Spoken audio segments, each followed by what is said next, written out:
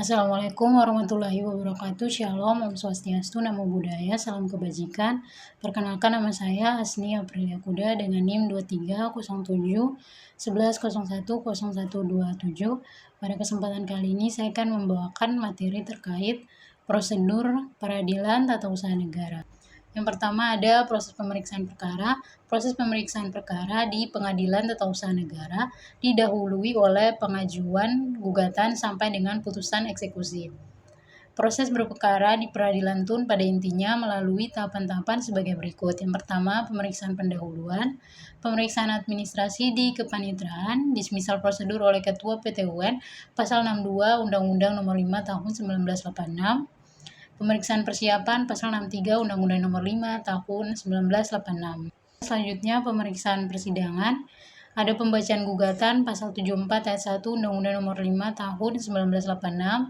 Kemudian pembacaan jawaban Pasal 74 Ayat 1 Undang-Undang Nomor 5 Tahun 1986. Kemudian replik Pasal 75 Ayat 1 Undang-Undang Nomor 5 Tahun 1986, duplik Pasal 75 Ayat 2 Undang-Undang Nomor 5 Tahun 1986, pembuktian Pasal 100 Undang-Undang Nomor 5 Tahun 1986, kesimpulan Pasal 97 Ayat 1 Undang-Undang Nomor 5 Tahun 1986, putusan Pasal 108 Undang-Undang Nomor 5 Tahun 1986, pembacaan putusan Pasal 108 Undang-Undang Nomor 5 Tahun 1986. Putusan pengadilan harus diucapkan dalam sidang terbuka untuk umum apabila salah satu pihak atau kedua belah pihak tidak hadir pada waktu putusan pengadilan diucapkan.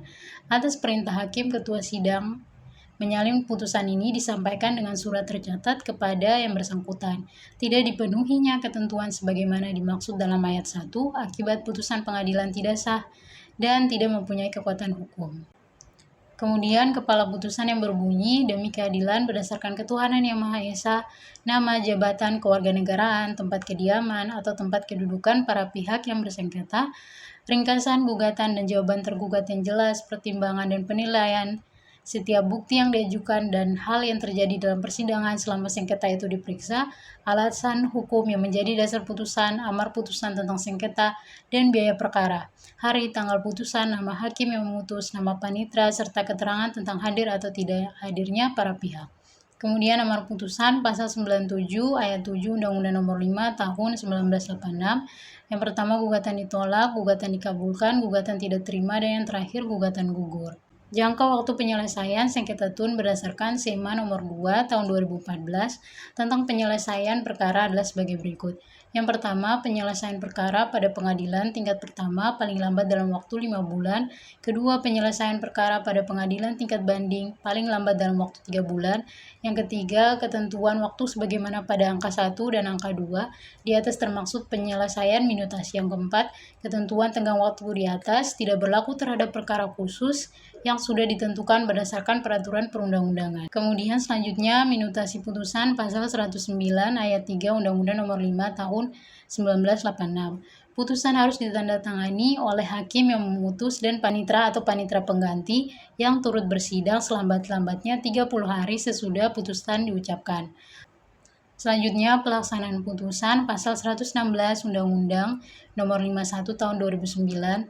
Salinan putusan pengadilan yang telah memperoleh kekuatan hukum tetap dikirimkan kepada para pihak dengan surat tercatat oleh panitera pengadilan setempat atas perintah ketua pengadilan yang mengadilinya dalam tingkat pertama selambat-lambatnya dalam waktu 14 hari kerja.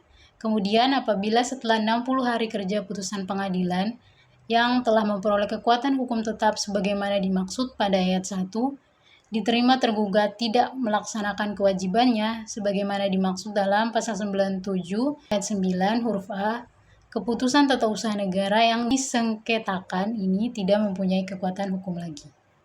Sekian pembawaan materi dari saya, kurang lebihnya saya minta maaf. Terima kasih.